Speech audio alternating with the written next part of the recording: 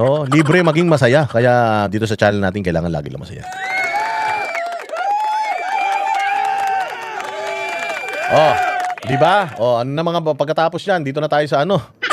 Dito na tayo sa fake news na pinapalabas nitong mga taga-gobyerno. Putang ina talaga. Naniniwala ba kayo dito? Si Inday Sara daw, gusto daw makipagpulong kay Bongbong. Ito ang pinalalabas ngayon ng mga pangit na mga vlogger ni Bongbong. Yung mga bobo, inutil, mga walang silbi na mga vlogger ni BBM, ito yung pinapalabas nila. Si Inday Sara daw, pumunta daw sa Malacanang, gusto daw makipagpulong kay Bongbong.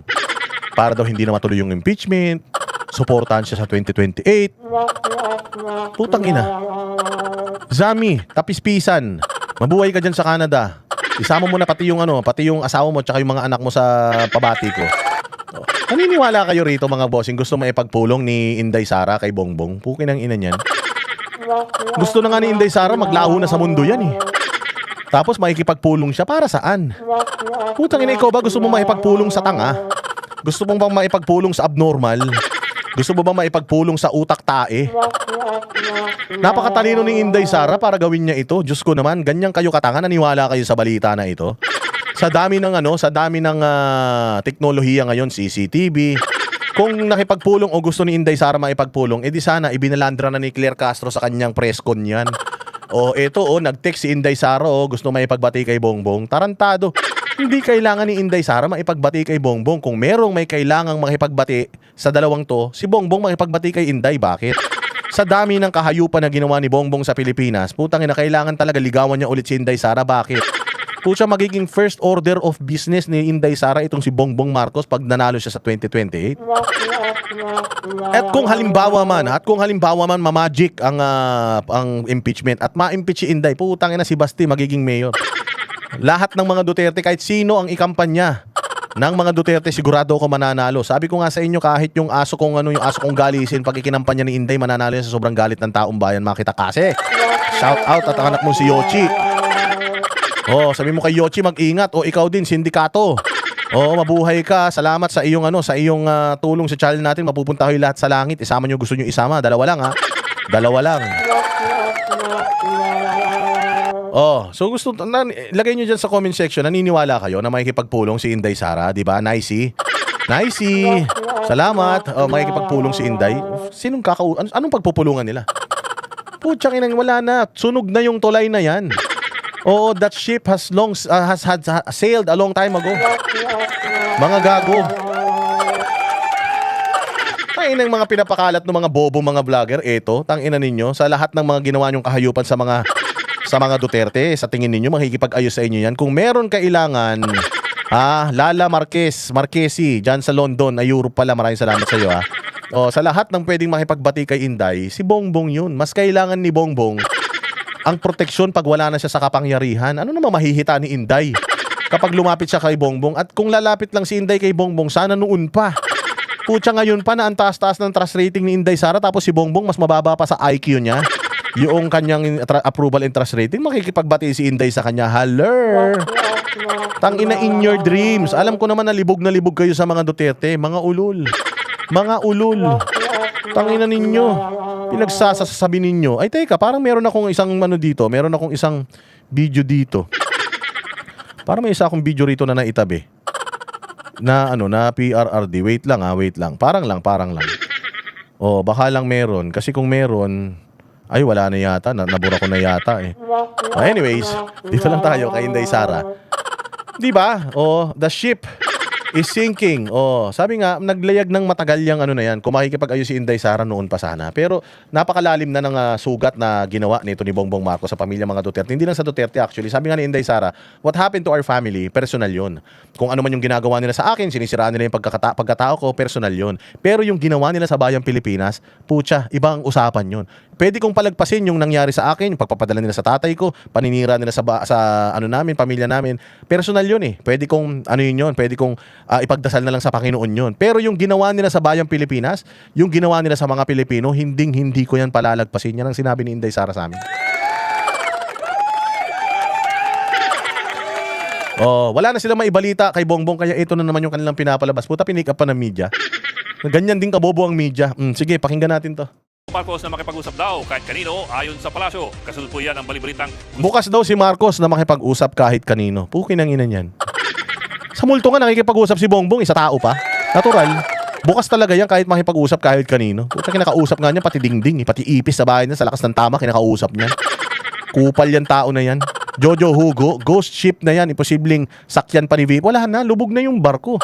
Tangina ako si Inday Sara, I am the front runner. Nakita nyo ba yung pinost ko sa sa Davao? Katabi ni Mayor yung yung taga US Embassy.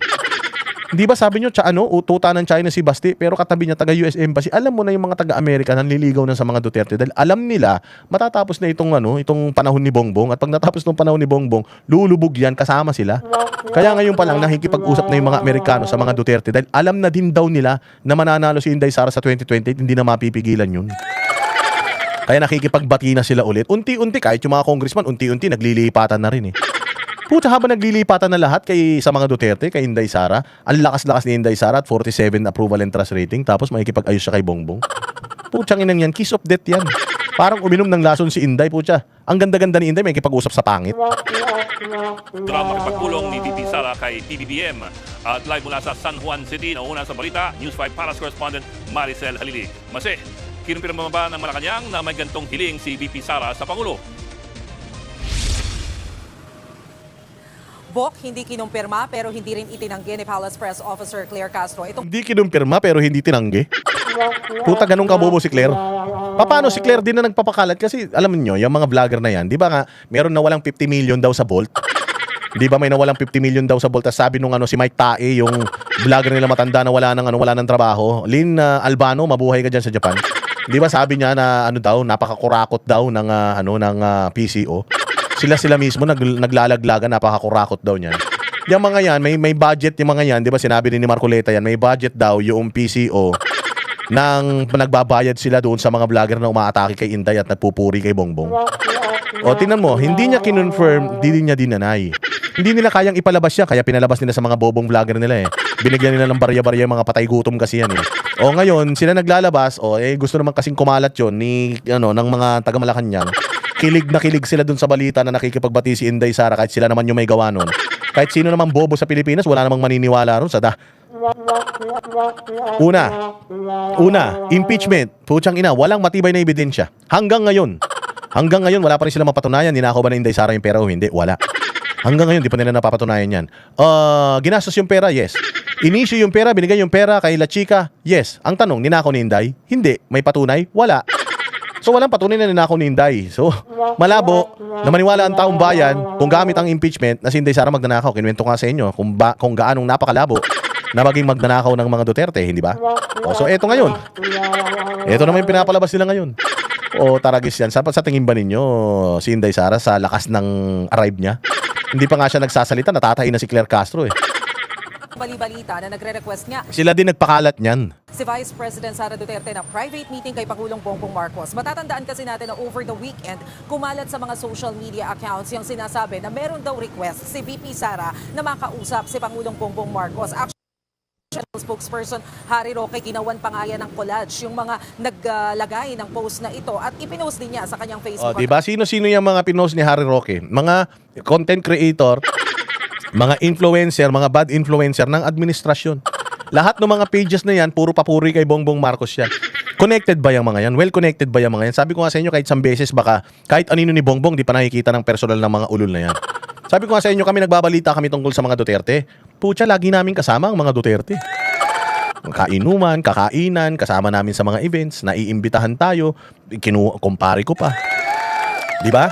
Tayo, hindi natin masasabi na connected tayo, pero at least kahit paano meron tayong access. Itong mga to, putang inang yan. Kahit hininga ni Bongbong, hindi naaamoy ng mga yan. Pero ang dami nilang alam.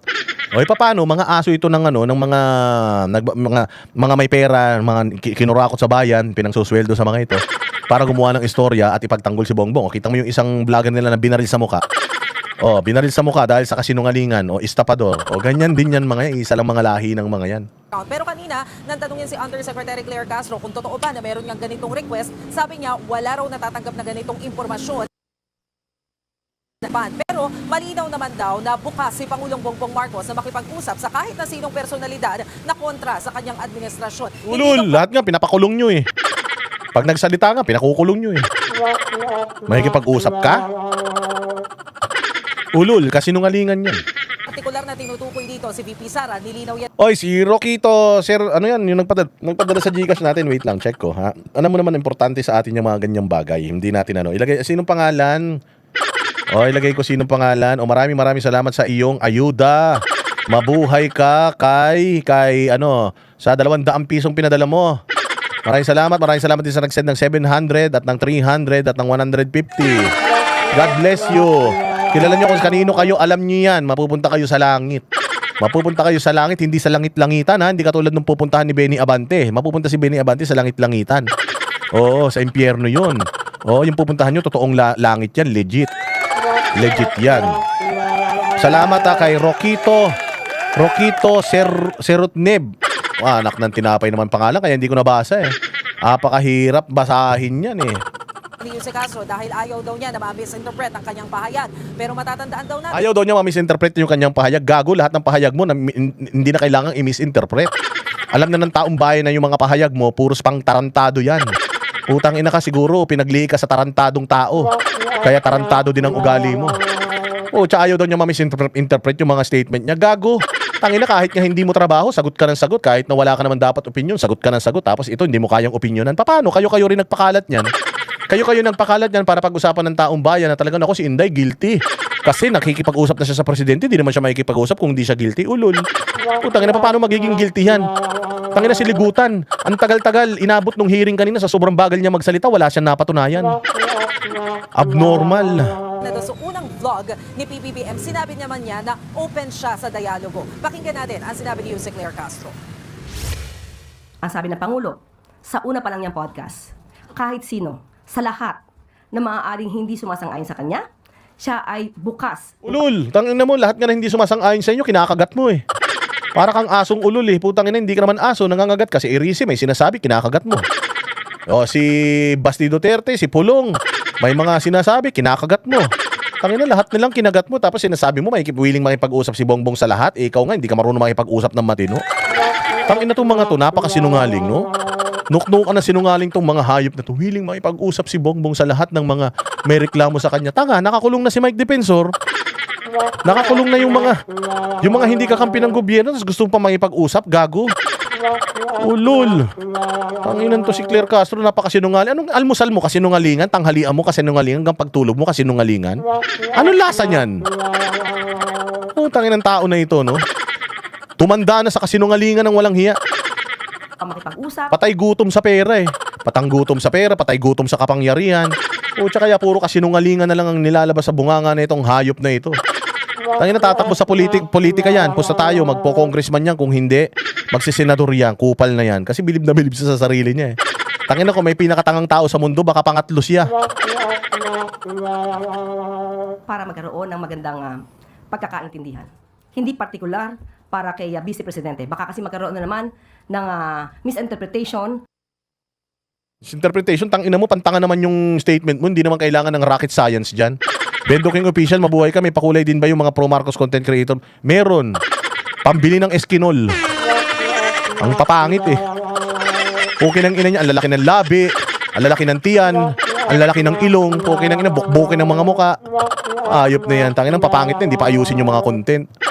Walang iya na ito si Claire Castro. Baka daw mo ma-misinterpret daw yung sinasabi. Tagalog man yan. Wala namang special sa ano mo. Wala namang special sa speech mo. Ano mo sasabing mahirap intindihin. Kahit nga tanga, maintindihan ka eh. Mase, change topic naman tayo doon sa misteryosong leadership fund. Meron bang bagong sinabi ang palasyo tungkol dito?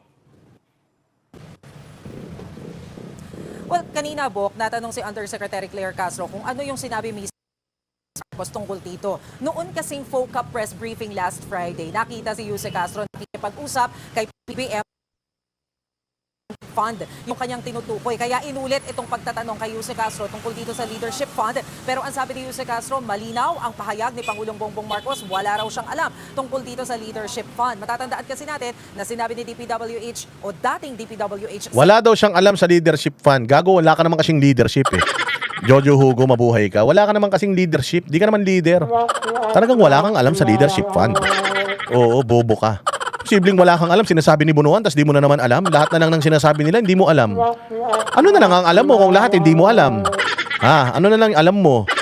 Yung maging walang alam? Abnormal talaga eh. Wala na naman daw siyang alam. Pag tungkol talaga sa mga iskandalo, patungkol sa mga pera ng taong bayan, corruption, wala siyang alam. Kasi mas mabuti nang hindi siya magbigay ng opinion. Kasi pag nagbigay siya ng opinion at kapag tinrace mo yung corruption, putya yung nasa dulo nun, alam mo kung sino yung searchy number 1? Siya. Siya yun, searchy number 1. Hayop ka talaga, wala kang alam. Lahat wala kang alam. Pag tungkol sa corruption, wala kang alam. Tapos pag tinanong ka, nalabanan mo ba ang corruption? Oo naman. Oo naman, nalabanan ko yan. Ito, ang dami mong alam pag tungkol dyan. Pero pag tinanong ka, ano masasabi mo tungkol dito? Lumabas yung ganitong balita. Ay, wala ko alam dyan. Paano siya? Sindikato. Siya uno ng sindikato.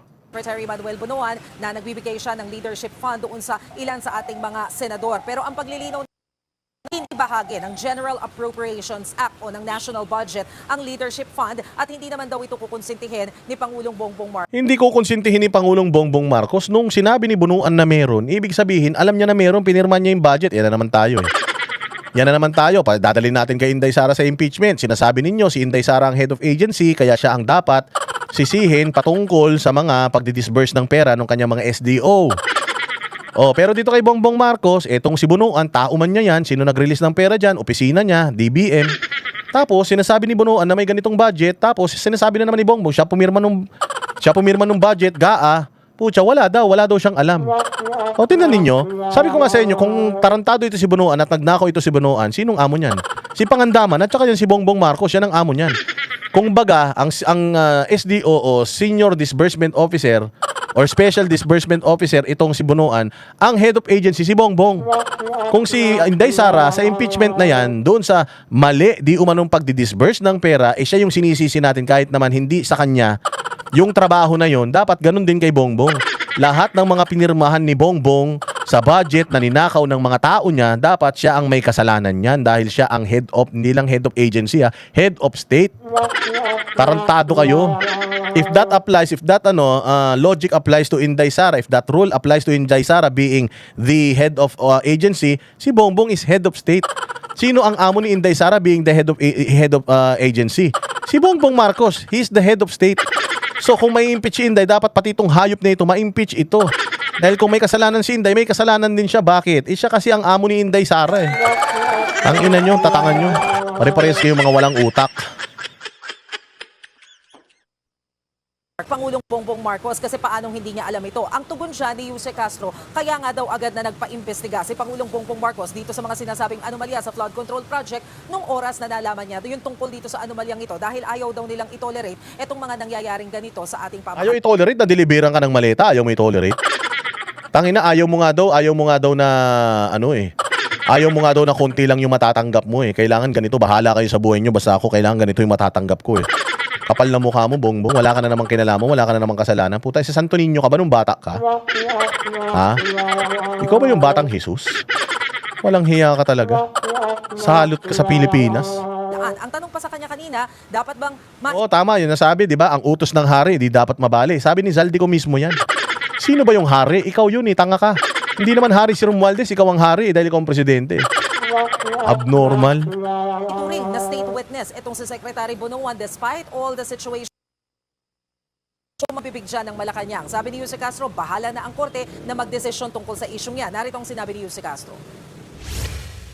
Ang pondo binibigay sa proyekto, hindi sa tao. Ba't kinuha ni Bongbong? Ba't kinuha ng pinsan niya? Tsaka ba't kinuha ni Sandro? Yun naman pala alam nyo naman pala ba't kinuha nyo? Hindi ba kayo tao? Kasi kung sabi niya, ang pera dapat napupunta sa proyekto, hindi sa tao. Tao yung mga amo mo. Sila yung tumanggap ng pera. Ano sila? Hindi sila tao? Ano sila? Halimaw? Kaya siguro nabanggit niya na equitable distribution ang nais na Pangulo dahil yun ang utos ng Pangulo. Pero when it comes to leadership fund, po itong nabanggit sa Pangulo at ito din po ay dininay ng economic team. So kung meron man silang pag-uusap... Siyempre, pag nanakaw yan, alang matanggapin nila yan. Insertion, allocables, alang matanggapin nila yan. Ang pinakamalaking allocable nga, si Sandro Marcos. Alang ang tanggapin nila yan. Siyempre, hindi na tatanggapin niya. May magnanakaw ba namang aamin na magnanakaw siya?